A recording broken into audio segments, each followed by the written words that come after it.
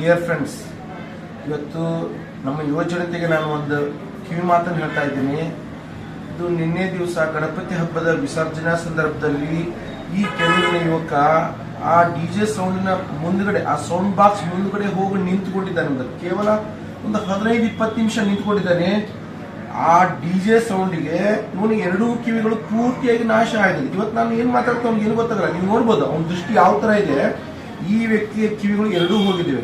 ಅದಕ್ಕೆ ನಾನು ನಿಮ್ಗೆಲ್ಲ ಹೇಳ್ತಾ ಇರೋದು ಏನಪ್ಪಾ, ಒಂದು ಕಿವಿ ಮಾತಂದ್ರೆ, ನಾವೆಲ್ಲ ಡಿಜೆ ಸೌಂಡ್ ಮುಂದೆ ನಿಂತುಕೊಂಡು ಹುಚ್ಚದ್ದು ಕುಣಿತೀವಿ. ಆ ಧ್ವನಿಯ ಪೊಲ್ಯೂಷನ್ ಅನ್ನ ಲೆಕ್ಕ ಹಾಕುವುದಿಲ್ಲ. ಇದು ಈ ಯುವಕನ ಮೇಲೆ ಆದಂತ ಒಂದು ಪರಿಣಾಮ. ಆದ್ರೆ ಚಿಕ್ಕ ಚಿಕ್ಕ ಮಕ್ಕಳ ಮೇಲೆ ಏನಾಗ್ತದೆ ಅಂತ ನಾವು ಯಾರು ವಿಚಾರ ಮಾಡೋದಿಲ್ಲ. ಹೊಟ್ಟೆಲಿರ್ತಕ್ಕಂಥ ಪ್ರೆಗ್ನೆಂಟ್ ವುಮನ್ಗಳು, ಹೊಟ್ಟೆಲಿರ್ತಕ್ಕಂಥ ಮಗುವಿನ ಬುದ್ಧಿಮಾಂದ್ಯನೂ ಹೋಗುತ್ತೆ, ಹೃದಯ ದೌರ್ಬಲ್ಯ ಆಗ್ಬೋದು, ಹಾರ್ಟ್ ಅಟ್ಯಾಕ್ ಆಗ್ಬೋದು.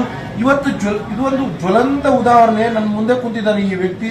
ಅವನು ಎರಡೂ ಕಿವಿಗಳು 95% ಹೋಗಿದೆ, ಕೇವಲ 5% ಅವನು ಜೋರಾಗಿ ಮಾತಾಡಿದ್ರೆ ಮಾತ್ರ ಕೇಳುತ್ತೆ. ನಾನು ಇಷ್ಟು ಸಾಮಾನ್ಯವಾಗಿ ಮಾತಾಡ್ತಿದ್ರು ಅವ್ನಿಗೆ ಏನು ಕೇಳೋದಿಲ್ಲ. ಯಾಕಂದ್ರೆ ಅವನ ವ್ಯಕ್ತಿಯ ಒಂದು ಹಾವಭಾವ ನೀವು ನೋಡ್ಬೋದು. ಆ ವ್ಯಕ್ತಿಯ ಪೂರ್ತಿಯಾದಂಥ ಕಿವಿಗಳು ನಾಶವಾಗಿದೆ. ಅದಕ್ಕೆ ನಾನು ನಿಮ್ಮಲ್ಲಿ ಒಂದು ವಿನಂತಿ ಏನ್ ಮಾಡ್ಕೋತೀನಿ ಅಂತಂದ್ರೆ, ಈ ತರ ಹೆಚ್ಚೆಚ್ಚಾಗಿ ಡಿಜೆ ಸೌಂಡ್ ಅನ್ನು ಹಚ್ಕೊಂಡು ನಾಟ್ ಓನ್ಲಿ ಗಣಪತಿ ಹಬ್ಬದಲ್ಲಿ ಮಾತ್ರ ಅಲ್ಲ, ನಾವು ಉಳಿದ ಸಂದರ್ಭದಲ್ಲಿ ದೀಪಾವಳಿ ಇರ್ಬೋದು ಅಥವಾ ನಮ್ಮ ಮದುವೆ ಸಮಾರಂಭದಲ್ಲೂ ಹುಚ್ಚ